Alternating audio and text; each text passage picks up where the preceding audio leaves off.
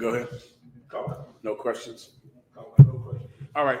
We're going to go into the topic. Tonight's topic we'll go into is depression, right? Christmas time is the most depressing time of the year. I mean, for so many years, brother. You can look it up. It's a term for it. It's Christmas sadness or seasonal depression. Whenever at the beginning of the winter, around about the time when after the fall, when the winter comes, when Christmas is in the air, right after Thanksgiving, that's when a tremendous sadness is spread all throughout the globe. That sadness is embodied by Christmas. Christmas is that sadness. There is no time of year where there are more suicides than Christmas time. You can go look it up if you need to. This is the time of year when everyone who is weak and on the edge and mentally ill will either fight the demon of killing themselves or they will succumb to it. It happens all the time. I can all but guarantee all of you know someone who has harmed themselves this time of the year. This is the time of the year also when the school shootings will begin.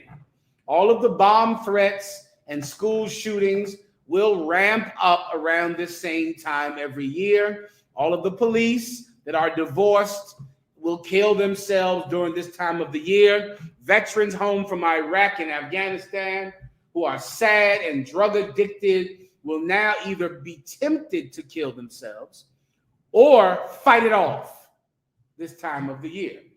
What we'll go into tonight is you'll be able to see when that demon is attacking you. Now, before I go into this topic, this is what I want you to understand, right? When someone is dead, they can't learn anything.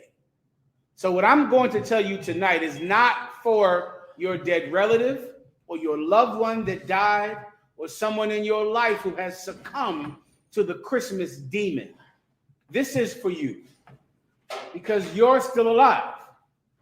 The dead can't learn. The dead can't hear. The dead cannot change. Their time for doing that is over. But while you're alive, you can change. And more importantly, you can fight. Does everyone understand? Okay, give me the scientific proof. Now, I'm going to show it to you in the Bible, but I would like to also show you that this is backed up by real science. What do you have? I'll put it up on the screen. Sir. It says self-centeredness and selfishness, happiness correlates in mediating psychological processes. Now, scientists have studied why people kill themselves this time of the year, the whole process of it, what it does to your brain, and this is what they figured out. Read that again. Is this at the top of it? Let me catch it. You're not able to put it on the screen, I'm assuming. I'm putting it on the screen. All right, let me catch up to you, all right? Bear with me. I'm going to go up to, this is the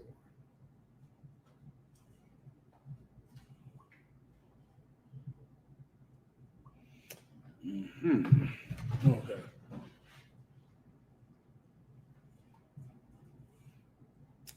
Let's go up to the abstract, right? Let's read that a little bit, and then we'll skip down to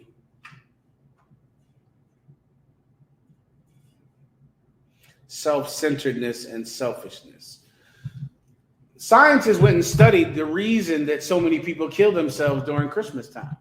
And what they found is that the one of the main reasons that people kill themselves during the time of Christmas is because of selfishness. Christmas inspires selfishness. Now, if you're someone that already has a mental illness, or you're someone that already struggles from a terrible past or a troubled childhood, selfishness will make you focus on your trauma because selfishness makes you focus on, read my mind, yourself.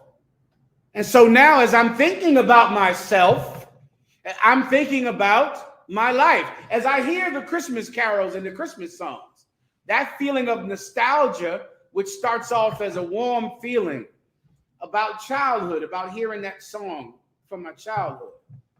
And then that feeling makes me remember my childhood. Do you understand? Now I start to remember the arguments, not having a father. The Christmases where we had nothing. The terrible things that happen around the home.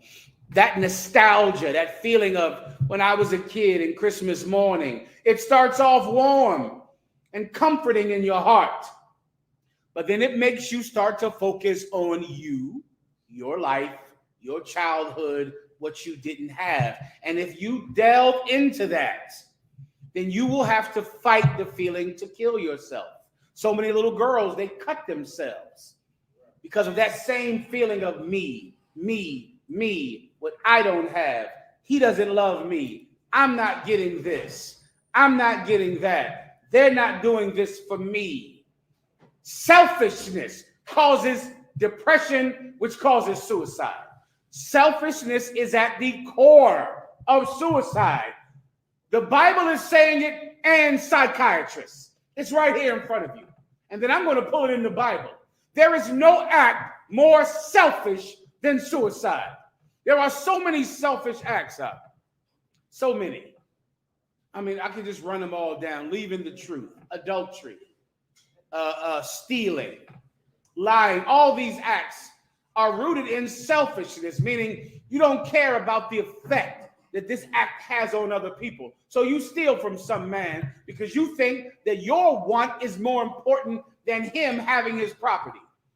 You murder this man because your anger is more important than him staying alive. Every sin is rooted in selfishness. But when I think about the act of suicide, what is more selfish than that? Because in suicide, I'm not hurting my enemies. I'm not hurting the people that I'm stealing from. In suicide, I'm hurting the people who love me. That's who I'm hurting. It's an act of selfishness that won't hurt your enemy. If you kill yourself, your enemy won't be sad. He won't be upset. Strangers won't care. Suicide only hurts the people who love you. Them, that's who will have to cry. They'll have to be sad. They will mourn. They will ache every day looking at your picture because you were so selfish that you didn't care about hurting the people who love you. Right. And in some cases, that is who you wanted to hurt. In some cases, this poor brother that killed himself recently, the brother called me today, and said, in a matter of days, they raised thousands of dollars for his funeral. I'm talking about in a day. All of his physical family members, people in the world, and donated all of the money for the funeral. And I said, Warrior, well, what do you need from Commander General Yohana? Because Commander General Yohana told me to give him whatever he wants. I said, do you need something? He said, no, he doesn't need anything. Because all of this brother's aunts and uncles and cousins, they all gave up. And these people aren't rich. They all gave all they had. Thousands of dollars since what? Saturday? The money was saved up today or before. You know what that means about that brother? Who knows what that means? Who wants to break it down to me? When they can get up the money for your funeral, when they can get up $7,000 to $10,000 to bury you in 3 days, you know what that means? Not from the UPK, from people in the world, from your family members, your cousins and your mom and your uncles and your grandmom. When they can get up $7,000 to $10,000 from you in 3 days, do you know what that means? Who knows? Up front, they loved him. They loved him. But he did not love them back. Do you understand? He's gone, and I can't help him. I wish I could, but I can't help him. But I can help you. I can help you. Suicide hurts the people who love you. It doesn't hurt your enemies in some gang who you might shoot if you murder. It doesn't hurt the department store if you run in there and steal everything out of the Gucci store. It hurts the people who are going to miss you, who are going to cry over you.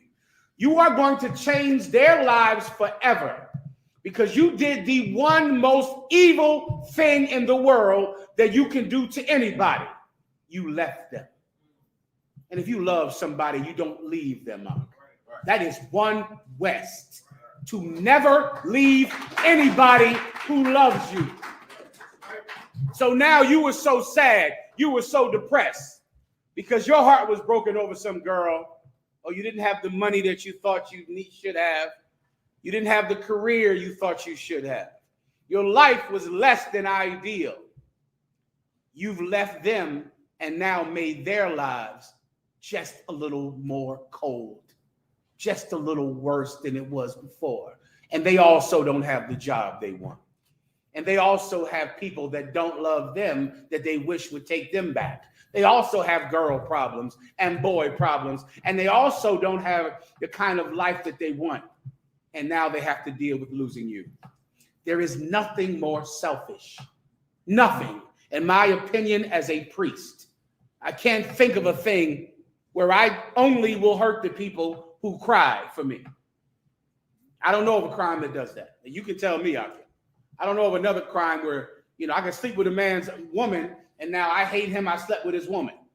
Okay, and then I've wronged them and that's that. But when else do you hurt everyone who loves you? Suicide. Suicide hurts everyone who loves you, and it hurts no one that hates you. Do you understand? No one that hates you will give a damn that you kill yourself. So the girl that doesn't want to be with you, she doesn't give a damn that you killed yourself. The men who hate you, they don't care that you killed yourself. The people that reject you, the very people that you believe are the reason that your life is so bad, they don't care that you die. The only people that will be sad is the people that you should have stayed alive for. You should have lived for them. Selfishness is at the root of suicide. And I'm going to prove it in science and in the Bible. Here's a study right now. This is the study done, I forget the institute, you can read it at the top. And they went to go into it because they began to see that there were so many suicides during the time of Christmas. And Christmas is rooted in selfishness, in what you got for Christmas, and whether or not you get to be with your family for Christmas. I need to be with my family for Christmas. It's Christmas and I'm not able to be with my family. It's Christmas and I don't have anyone to be with for Christmas time. It's Christmas and I don't have enough money to buy the things that I want for my kids. It's Christmas and I'm alone. Christmas makes you selfish. It inspires selfishness. And so then the weak among us will kill themselves because they're self-absorbed and they don't know how to love. All they can do is accept love, but they can't give anybody love. And that's what scientists say. Read. The main objective of this research was to test central assumptions from the self-centeredness, selfishness, happiness model. According to this model, while self-centered psychological functioning induces fluctuating happiness, authentic, durable happiness results from selfishness. Read that part one more time. So read it again, though. While self-centered psychological functioning induces fluctuating happiness. So if you are self-centered, right? Everyone knows what that means. Selfish, self-centered. You are the center of your world. All you care about is you. How much money you have, whether or not this girl stays with you, whether or not your man has another woman, whether or not you have the job you want. Self-centeredness causes happiness. Meaning if you get the thing you want, you will clap. You will be happy because you're getting what you want. You got money, didn't you? You got some money, so you're happy. You were able to be with your family for the Christmas, New Year's, you're happy. You wanted a thing and you got it. It does create happiness. But here's the problem. Read it again. While self-centered psychological functioning induces fluctuating happiness. The kind of happiness it induces is fluctuating happiness. Happiness that goes up and down because it's emotional. And so if I get to see my family for Christmas and I got to be with them, and yes, I got to be with my family, yay, then when they can't come, a tragedy has happened because I didn't get to see my daughter for Christmas. and now I'll kill myself because it fluctuates. If I get a new job and I got a new job, yes, I got a new job. Then when I lose that job, I will kill myself because you are self-centered. You can only be happy when something happens for you. It creates happiness, but a fluctuating happiness. Continue. Authentic, durable happiness. Read that again. Authentic, durable happiness. Is this not what Commander General Yohana teaches? This is it. And this is from science. This is from psychiatrists who are given grants and money to try to study why do people kill themselves? What can we do to stop them from killing themselves? They're always killing themselves during Christmas, all the time. Why do they do it? Why do people come home from Iraq and kill themselves when they were in Iraq with guns and didn't kill themselves? Why do police kill themselves when they're dodging bullets every day on some job, but then go home with their wife and sit in the house and kill themselves? Why do they do it? Selfishness. Because selfish people can, if they get what they want, they'll be happy, but it will leave. It will fluctuate. But what kind of happiness do we have in the UPK? What kind of happiness is our doctrine in the UPK? Read. Authentic, durable happiness. Authentic, durable happiness. That's a real thing. Authentic meaning what? Oh, it's not an emotion arc. It's for real. It's real, straight up and down joy. Real happiness, the real thing. Not just some feeling, not some release of endorphins you get every time you get to have sex with some slut. Not that. Not that happiness. Not that feeling you get when you hear a Christmas song come on the radio. Not that. I'm talking authentic, absolute joy, happiness. It's authentic and it's what? Durable. And it's what? Durable. And it's what? Durable. Alexa, you got to plug this thing up and keep it plugged up. I know I've never said keep it plugged up before. That's the first time I've ever said that. But that's not going to bring me down. Right. Do you understand? Because I have authentic and durable happiness. What does durable mean? Alexa, what does durable mean? Let it warm up a taste. All right. She'll get it together. You know what durable means. Knock, break it down for him. Durable means it stands any type of pressure, any type of test. It's able to stand to anything. Give him a hand. That's durable. So now the kind of happiness you have, not seeing your child doesn't change that. Some woman breaking up with you doesn't change that. You're finding out your man who's in the world left you, or your man has another woman. You ain't killing yourself over your man. Can you imagine the women out there that are killing themselves and cutting their wrists over a man cheating? It's like killing yourself over the rainy day. It happens all the time. Now just fathom it for a second. What's the tragedy that's making you cut your wrist? He has another woman? What woman has not went through this? Every woman you know has a man who has cheated on her. Your father cheated on your mother. Your uncles cheated on your aunts. Your other boyfriends in high school cheated on you. But yet, when this happens, what are you going to do? Cut your wrist over that? Your joy and your happiness is not durable, love. You really have to have perfect days every day. That's what has to happen. Because the joy that you get is so fleeting. It's temporary. But selflessness, read it one more time for him, warrior. Authentic, durable happiness results from selfishness. Selflessness. From selflessness. Selfishness causes a temporary fluctuating happiness. But if you want durable, authentic happiness, it stems from selflessness. What does the term selfless mean? Alexa, what does selfless mean?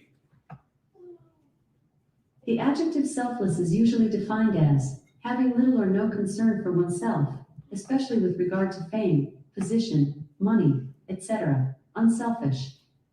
That's how you get happiness, brother. Right. That's it. Right. So now you like, listen, okay, I didn't get the job. I get another one. I do have brothers. Okay. I am one West. Right. I'm not going homeless. I'm not living outside because I have Command in General Yohana. So how bad could it get? Right. Right? What bad thing could happen to me that would be that bad that I couldn't endure it? I go through nothing alone. I have family members in the world that would do anything for me. I have the UPK. What bad thing could happen that could conquer me? Nothing. But when you are selfish, Alexa, what does selfish mean? The adjective selfish is usually defined as devoted to or caring only for oneself, concerned primarily with one's own interests, benefits, welfare, etc., regardless of others. For more, That's ask enough, me to give you Alexa, more stop. defini- That's what's going to make you kill yourself out. Because all you care about is yourself. You don't care about your mother, who is going to grieve you for years. Your father, who will grieve you for years. All of the people who love you and care about you. Every time they see your picture online, a sadness is going to creep into their mind. Why would you do that to them? Why would you hurt them like that? Selfishness, because their pain is irrelevant. There's only one pain that matters to you, your own. Hold that. We're going right back to that. Give me the picture of the sister. You died. But we're going right back to that. Any questions? Am I missing a question here? If I'm missing a question, just let me know. It's important that you understand this because your life hangs in the balance from not understanding this. Right? You can protect yourself from enemies, outside of the body, but it is very difficult to protect yourself when your enemy is inside of you. When there is a demon in you trying to kill you, listen, you can get a gun and put bars on your windows and wear a bulletproof vest to protect yourself from an enemy. But how do you protect yourself from yourself? Anyone that wants to kill themselves, you can't stop them. You're with yourself all day, all night. There's no way to keep someone away from themselves. So if you do not understand this, you better ask questions. You better master it. Everyone understands. Because you are the only one that can fight this. No one else can do it for you.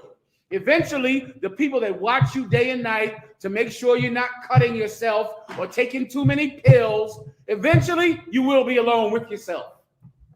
And then you'll have to find out whether or not you are selfish or selfless. Look at this, sister. I want you to read this right here. Wait, show me the full picture if you don't mind. Now, this is a sister right here, right? Read the caption, please, for everyone. The sister is from Haiti. This is a Levite sister from Haiti, all right? From the tribe of Levi, a daughter of Levi. Read the caption, please. No arms, no legs. For Buffalo woman, no problem. Read it again. Sir. No arms, no legs. For Buffalo Just skip woman, skip where she's from. Read it again. No arms, no legs. No problem. Don't pause. Read it again. No arms, no legs, no problem. Read it again. No arms, no legs, no problem. Read it again. No arms, no legs, no problem. Now, as you are sitting in depression, right? Thinking suicide, thinking about drinking yourself to death. A lot of you alcoholics, that's all that is about. Alcoholism is just suicide prolonged. That's it. It's just prolonged suicide. A lot of you brothers that are reckless, you drive drunk and you drive real fast and you have sex with any nasty slut that you meet online. That is just a prolonged suicide. You're trying to kill yourself. You brothers that are violent and constantly get in fights and shootouts with people. That is prolonged suicide. It's you just every night looking for a way to die. Now, when you think about the sadness of your miserable life, why isn't she miserable? No arms, no legs, no problem. That's all right. No sweat. No sweat. Now, I want you to ask yourself, what is the difference between you and her? And this is something that I ask many of the people that I counsel under Command in General Yohana. Okay, I get you have a problem, and it's terrible. Lord knows, you should just die. A lot of you sisters, you think you should die because he has another wife, and you got to go to work every day, and your kids aren't listening to you, and you're not getting enough help from him. He's putting that toilet seat up. He is not putting it down. That's for sure. Right. I get that. And he is not coming home every day. 3 days out of the week, he is not there. He's only there 2 days. You're sleeping by yourself in a bed. I get it. I get why you want to die. But my question is, why doesn't she want to die? And what is the difference between you and her? Would anyone like to answer online? Anyone out there that thinks that their life is terrible and they're just up all night crying all the time and they're just going through so much? All of the people that I have seen leave the truth, which is probably enough to fill up, a stadium of people. I've never seen any leave without any arms or legs. I've never seen that before. When they left out of here, all of them had all of their appendages and arms and legs. So what I'm trying to get is, if you were going through something, and that's why you left the truth, because you were going through something, right? I get you. Why? You've been going through a lot. I understand. But it looks like you got your arms and your legs.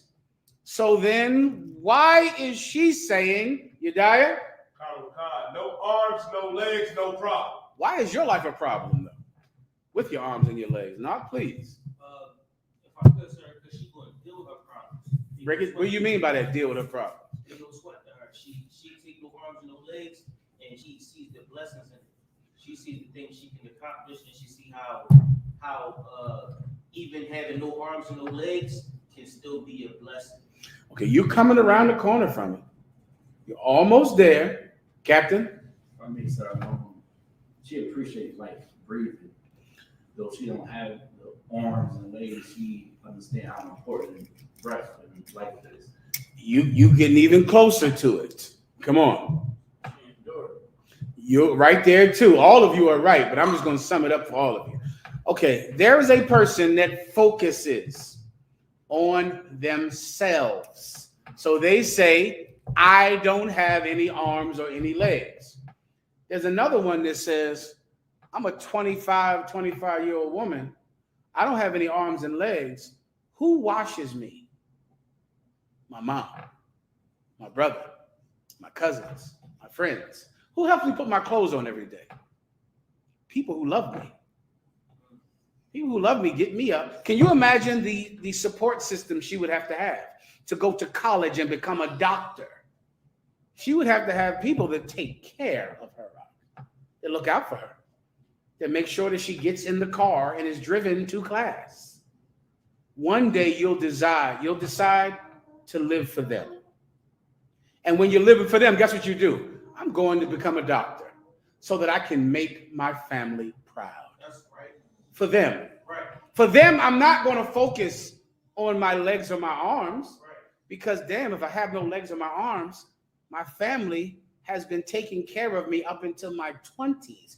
Who cleans her when she goes to the bathroom? Someone worth living for. Do you understand? Right. There's someone that wipes her behind. That person is worth living for. That person is worth going to college for and becoming a doctor for. So you can get up and walk across the stage and look out there and see the brother who carried you to class every day. And when you can stand up there, you can say, I couldn't have did it without the people who helped me. Live for them. Live for someone else. Live for them. Instead of this woman is not focused on the tragedy that is her life.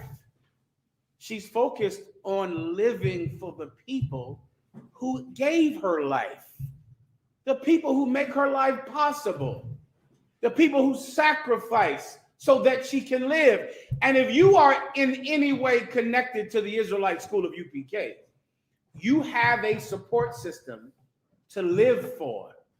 Do you understand? You compare whenever you are sad and miserable and you want to sit in your car drunk all the time about all of your problems, or of course you had to smoke weed. You know why? Because your mama, she was a terrible mom. And your pop, you never knew him. And of course, you're the only one that never knew their pop, right? Of course, you're the only one whose dad wasn't around. So, of course, you have a reason to live a destructive lifestyle because you didn't know your dad. I get you. No legs, no arms, no problem. So I want you to remember her and remember the difference between you and her. The difference is selfishness. Everyone understands. Go back to the scientific study.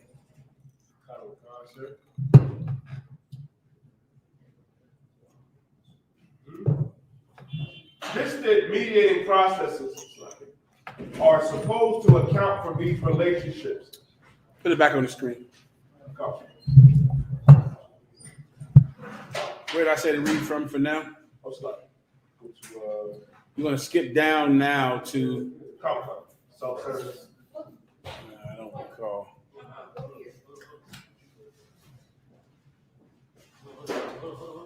Self-centeredness and selfishness. Con, go ahead.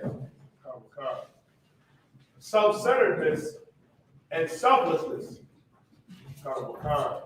SSHM posits that happiness is intimately linked to self-consciousness states. Go ahead. Based on the dichotomy between the minimal self and the narrative self. The SSHM specifies the psychological processes that arise from self-consciousness states and ultimately happiness. Keep going. According to Don Brown and Rick. Look up narrative self, someone on their phones. Narrative self and minimal self. Keep going. Skip down to according to Damburn. Whenever you have minimal self and what's the other one? Minimal self and narrative self. Someone look those up for me to jog my memory. Go ahead.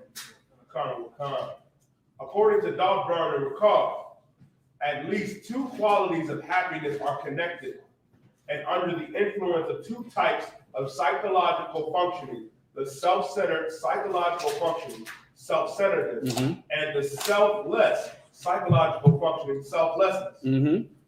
There is little likelihood that these two types of functioning can operate simultaneously. Meaning this, you can't be selfish and selfless at the same time. Right. And they know, of course, that these two things are where people get happiness from, right? And happiness, or the lack of happiness, is why people kill themselves, because of the lack of happiness, the feeling of despair, the feeling that nothing will ever get better, the feeling that this thing is so terrible that I need it to end. I can't go on another day.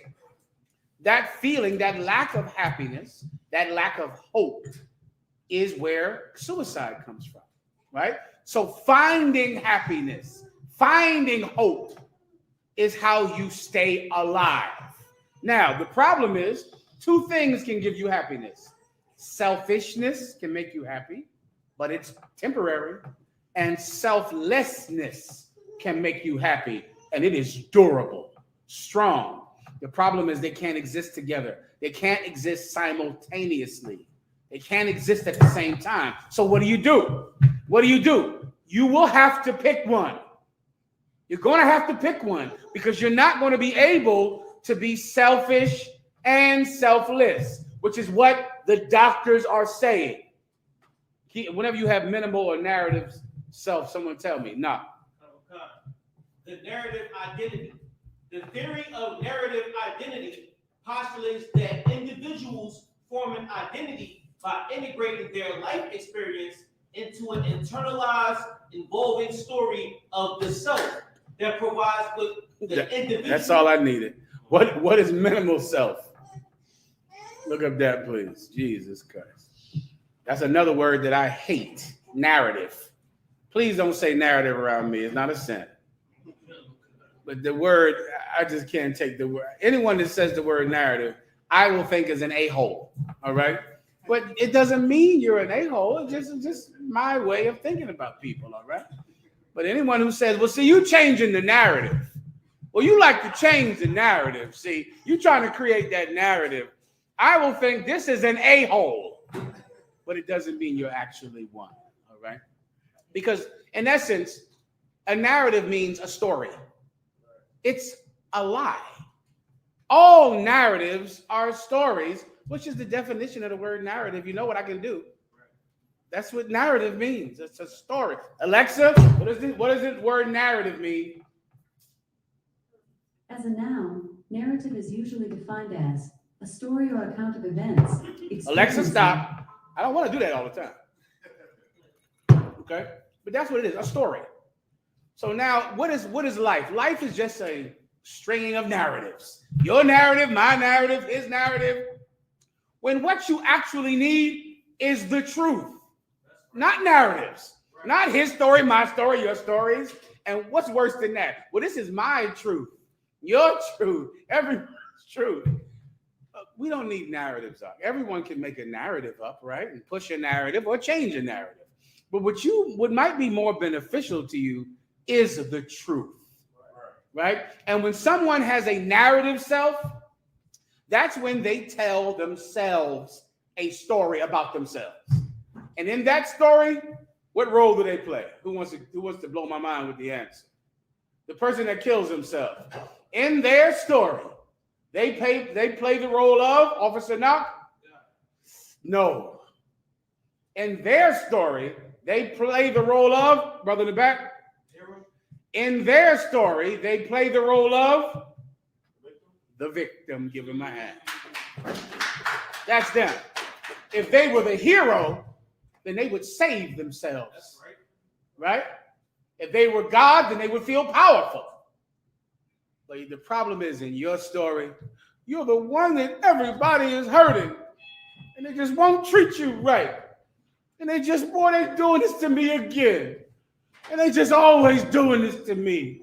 And my baby's mother, she's doing this to me. And my baby's father, he at it again. And my friends, they betray me. You know, sometimes even your family members, they won't even support you. You know, when you're trying to start a business and you need support, you sell it, or give me something they sell online, and then they cry about it if nobody buys it. Okay, like first the post is, I'm selling this. Then the next post is, see, people won't even support you when you're trying to sell. Oh, no. They don't like your soaps? Is that what you're saying? Your soap, they don't love your soap. Not even your cousin is buying your soaps. Oh, no. See, if they would support your hustle, then they would buy your soaps no matter how much it stinks. Please.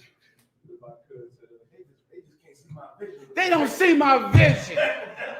They won't support it. Let me tell you the narrative of that person. Here's the narrative they're trying to create. They have a story about themselves, and in that story, they're the victim. In that story. And because they're the victim, they feel justified in killing themselves. Because then that will show you understand? Once they're dead, guess what? Now that bitch will know she was wrong for treating me the way she did. Now everybody will know that I was treated wrong because I killed myself. I remember when I was a young kid playing football with this cat in the world. These stories, I got too many of these. Most of them I can't say, but I never hang with anybody in the world. That's just me. One of them, he said to me one time, his mother would not give him a car. I remember this so clearly because it stuck in my brain even when I came to the truth. He wanted this car. His mother wouldn't give him a car, right? Loan him the car. And he said, you know what I should do? I should kill myself. Then that'll teach her.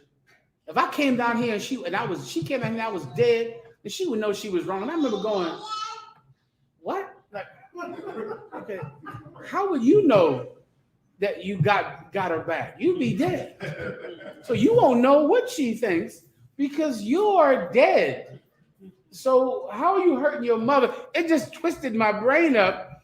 And of course, in the world, I led to try to understand people and never understood people until I came into the UPK and the Command and General Yana. Then I began to understand that. He's the victim. So that's the only way a victim can get revenge, by hurting himself. That will show her, that bitch, now she sees it. Now I'm dead. Ha, ha, ha. That's what you get. You create a story where you're the victim. You're the abused. Everyone hates you. No one loves you. And then there's another self. Give me that one now. Minimal self. Minimal self. The concept of the minimal self refers to the consciousness of oneself as an immediate subject of experience. According to recent studies, disturbances of the minimal self may be a core feature of schizophrenia. Disturbance of the minimal self. You know what that means? Meaning the sense of your experiences are disturbed. So now you're not able to focus on actual life, what actually is happening, because your minimal self is disturbed anymore. They are emphasized in classical psychiatric literature and a phenomenal work. Wow, that's it, sir. Meaning same thing. Your minimal self can't be disturbed. Your experiences, the things that you are doing, do you understand? The thing that you do is who you are. So now instead of me writing a story about me and making myself the victim, I will get up and do a thing. And that thing is who I am. And I can do that thing with no arms and no legs. That's right. I can do that thing with no children, with no wife. I can do that thing. Right. You have to choose a thing and have these experiences. Live. Decide that you're going to get up out of your bed and live. Experience it. Devote yourself to something. Decide I'm doing this thing. And that's what saved my life under Commanding General Yohana at extremely low times.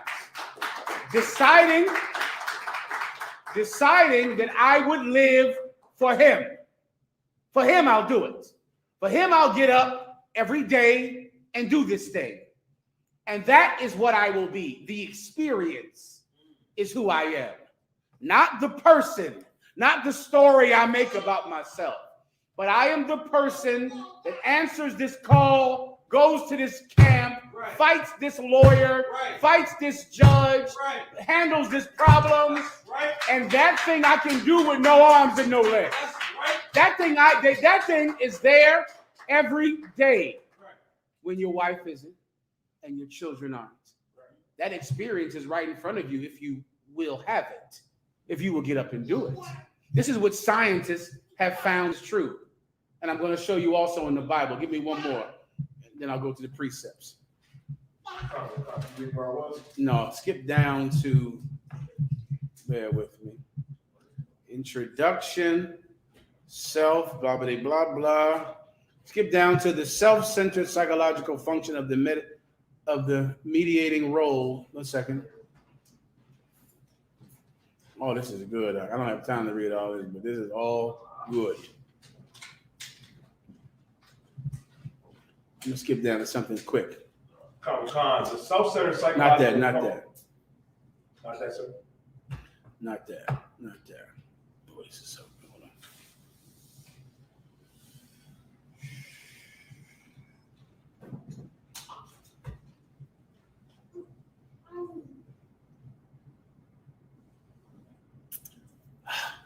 Okay, what should I read? Let me see. Hold up. Mm-mm.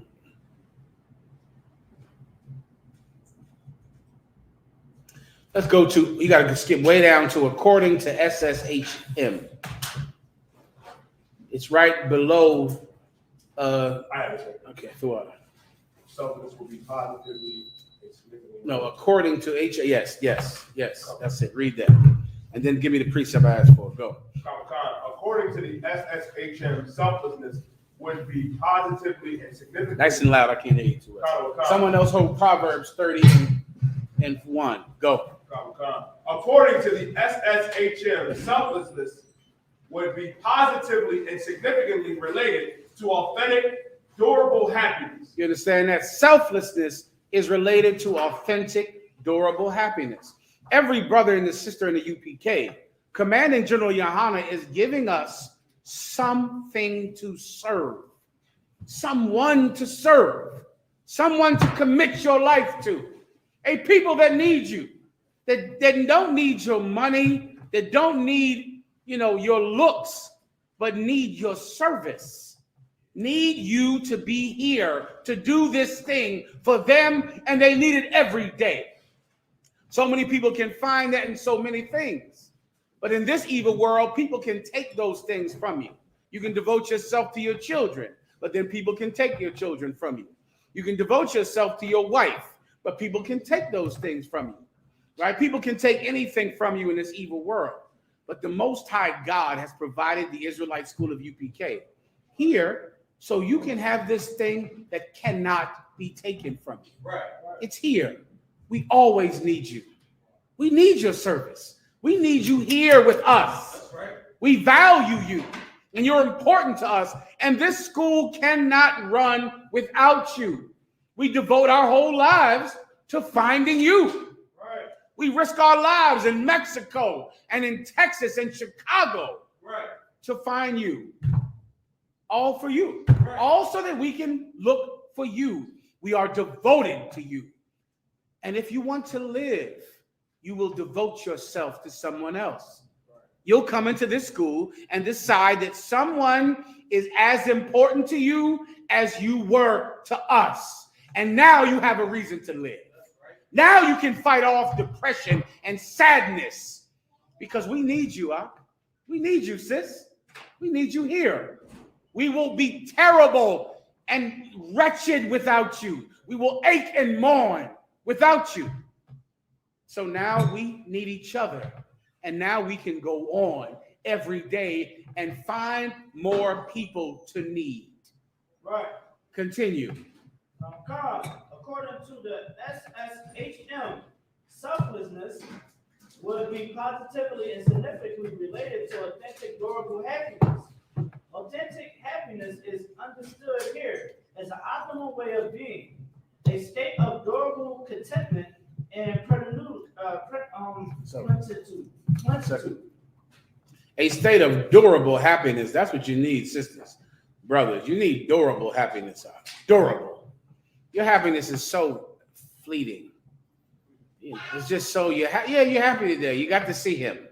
You got to get that. You got to have that. But tomorrow you're going to be crying again because your happiness is just so. I mean, my God, who can live like that? Obviously, you can't.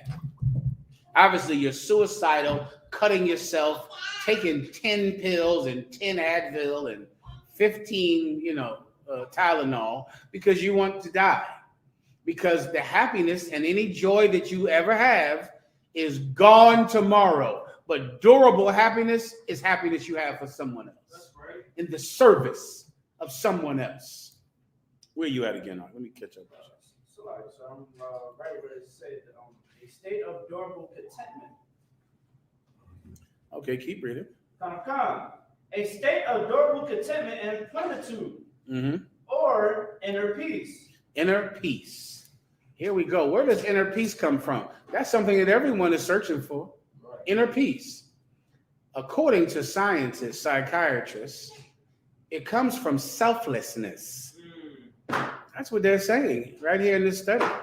You cannot have inner peace being selfish because everything that happens bad to you will overtake you. When your happiness has to come from the activity, from the experience that you do for someone else. Right. That you can control and that you can always have. In terrible times, you can serve your brothers and sisters. In horrible times in your life, the prophet Ezekiel, the Lord told him that in the morning I shall take away the desire of thy heart with a stroke, but you will not cry. You will wrap your meat tree or the tire upon your head, and you will go speak. In the morning, his wife was dead. That brother got up, tied the meat tree on his head, and went out and spoke that day. He went to camp that day. Because even on that day, even in a time like that, when his wife died of a stroke, there were people to serve. People that needed him. And that's how he got through it. Now, what do you have? Yourself, You're not going to last long. You're not going to last. Give me the precept, Doc. Good. You should read all of that. We can put it online. You should read every bit of that. Now, Proverbs 30:1. please. The words of Agar, the son of Jacob, even the prophecy. The man spake until Ithiel, even until Ithiel and Read two. Read two. Surely I am more brutish than any man, and have not the understanding of a man. This is what he's saying. He's saying, surely I'm dumb. I'm like a brute. I'm like a cow or a bull. I'm not as smart as other brothers are smart. Keep going. Verse 3. I neither learned wisdom, nor have the knowledge of the holy. Let me catch up with you real fast. Hold on. Proverbs 30:4, sir. Please, we don't mind. Hold on. I have a few I need to get to.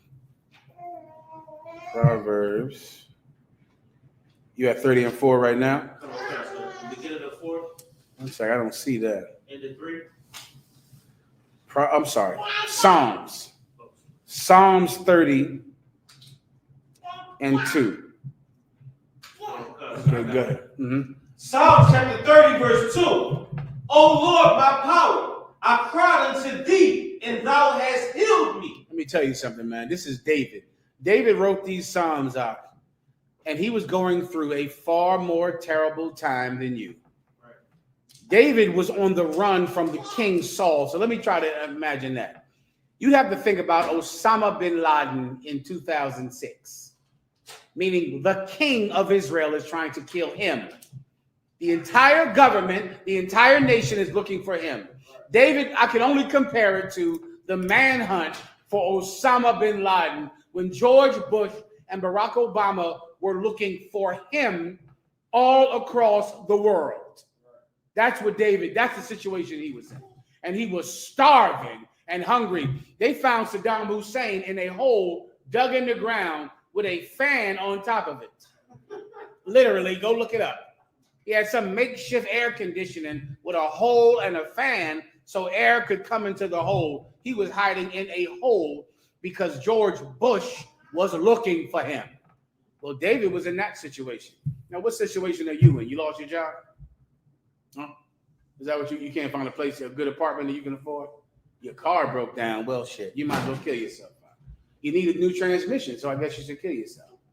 That slut who's been cheating on you since you met her, you found out about it finally, and you're upset about that. That hurt your feelings. David was being hunted throughout the planet by the king of Israel, starving so much that he had to beg the priest to eat the showbread, which was unlawful for him to eat. He had no weapon to defend himself because at the same time, the Philistines, who he had to live around because he was on a run from King Saul, were trying to kill him. So he had to fight the Philistines and the Moabites and had no weapon. And then the priests in mercy gave him Goliath's sword, which they held in memory. They held Goliath's sword at the temple. And they figured it was right to give it to him since he was the man that earned it. Even though King Saul, after King Saul found out about them giving him Goliath's sword and giving them showbread, King Saul had an Edomite kill every last one of them. They died for helping him. That was the situation King David was in. Now, what situation are you in? She left you? Huh? He cheated on you? Huh? You're not getting to be with your family for Christmas? You're a joke. And sad and disgusting because you only care about yourself. Only care about yourself. And soon, if you're not vigilant, you will die so that all of us can be sad. So we all can be in pain because you want to give somebody else pain. And that's what people in pain want to do. You need to hurt someone. And the best way for you to hurt the good people that love you is for you to hurt yourself. So now your mother can cry and your father can mourn. So we all can be in pain because you couldn't endure pain temporarily. Keep reading. God, sir. Verse 3. O Lord, thou hast brought upon my soul from the grave. Let me tell you what David did. David prayed to the Most High and he endured. And brother, then one day he became the king over a unified nation. All 12 tribes bowed down to him as the king of a unified monarchy, the same man who was starving to death, and the men getting killed who helped him. And one day he became king because he endured, because he made life about service to other people. And all during that time, he fought the Philistines, fought the Moabites, gathered this brother, gathered the mighty men, the 37 mighty men over here, gathered these brothers, gathered these other brothers who were on the run from King Saul. They all came together, man. He took care of them, fed them, clothed them. And then one day he was king of Israel. What could happen to you if you would endure? If you would make life about someone else? Maybe one day you would be glorified above your enemies. Maybe one day everyone would have a reason to fight their own battle from hearing about your good story, hearing about the thing that happened to you. Maybe we would read your story one day and it would give all of us strength. Right. Instead of making your mother cry. Right. Continue. Come on. Proverbs, like Psalms 30:3. O Lord, thou hast brought my soul from the grave. Thou hast kept me alive, that I should not go down to the pit. Let me tell you, brother. And you might think that death is such peace and it's so wonderful. But there is nothing better than being alive. That's right. Being alive is the greatest gift that the Lord ever gave anyone. Right. Because in being alive, there is hope for everything. Everything is possible as long as you're breathing. And all of your dreams, think of the things you always wanted to happen. They can happen. Guess what, Ak? She could come back. It could happen. Your kids could find you and come see you. It could happen. You could get that job. It could happen. You could hit the number, win the lotto, hit it big in Vegas. Everything that you think if this thing happened, you would be happy. It can happen if you're alive, but it can't happen if you're gone. And then the only thing that can happen is those of us that love you will now be sad. Continue. Come, verse 4. Sing unto the Lord, O ye saints of his, and give thanks to the remembrance of his holiness. That's what you want to do, man. You want to sing unto the Most High, O ye saints. What is a saint? A repentant Israelite. Someone an Israelite who was sinning, but now has changed, man. You better thank the Most High because you are here and you can serve. You can do something great because you're here. Keep going. Verse 5. For his anger endureth but a moment. Read that again. For his anger endureth but a moment. Read it again. For his anger endureth but a moment. I know some of you know that you've done terrible things in the past. Some of you might have feelings of homosexuality in your mind. You might be attracted to men if you're a man, or attracted to women, or you might want to smoke, get high, or because you were a child molested, you might have terrible thoughts in your mind every day. And these thoughts might make you think, I have to kill myself, or one day I will do this thing that's in my brain. This is what you don't understand. Read that again. For his anger endureth but a moment. Let me tell you something, Ark. I know you're suffering right now because of the things that you've done in the past. It's temporary.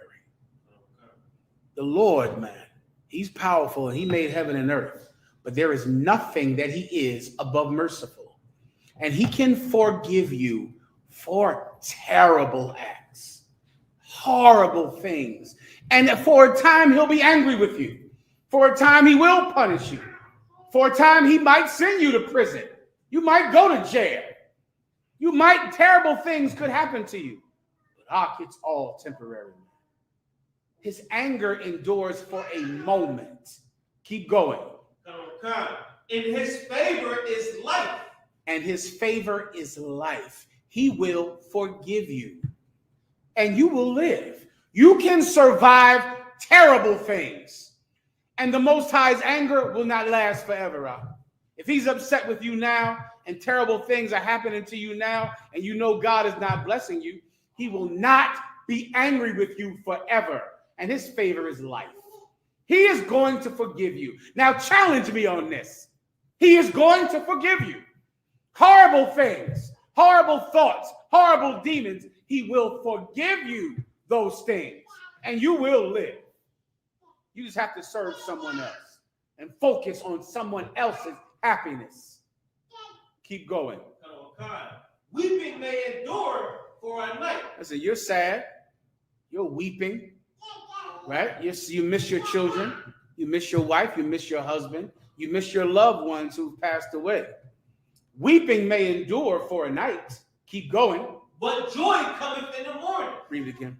But joy cometh in the morning. Let me tell you, brother, when that crying is over, you're going to be happy again. He is going to heal you with just as much power as he broke you.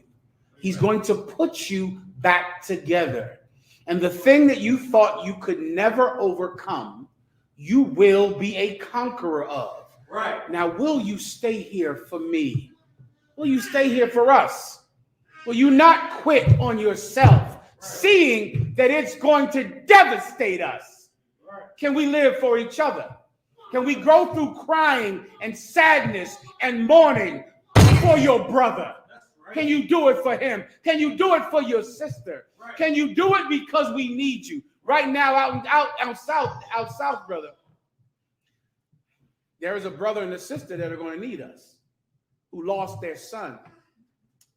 And we're going to be there for them. And we're going to make our life about them. And we're going to focus ourselves on their pain because they're mourning their child that they lost. And now they need someone to love. Be here for them to love you. Do you understand? With that, pass the class over to Priest Officer Danyala.